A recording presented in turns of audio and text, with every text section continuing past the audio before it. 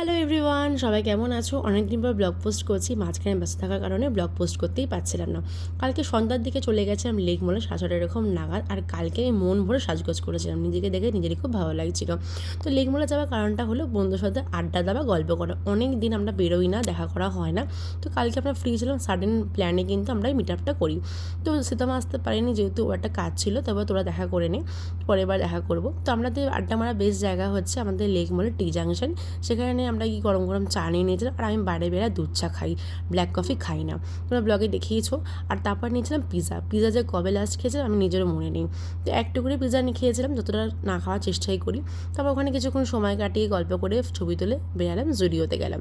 জুডিওতে যাওয়ার কারণটা হচ্ছে সামনে যেহেতু পুজো, একটু কটা জিন্স নেওয়ার ছিল। আর যে কটা জিন্স নিয়ে ঢুকেছি আমার একটা ঠিক ফিটিংটা ভালো লাগছিলো না, এর জন্য আর নিই নি। তারপর ওরা বাড়ি চলে যায় আর আমি চলে আসি স্মার্ট বাজারে। ও অফিস থেকে ফিরে ফ্রেশ হয়ে তারপরে কিন্তু আমাকে নিতে এসেছিলো। স্মার্ট বাজার আসার কারণটা হলো কটা টুকটা জিনিস নেওয়ার ছিল ঘরের জন্য, তো নিলাম।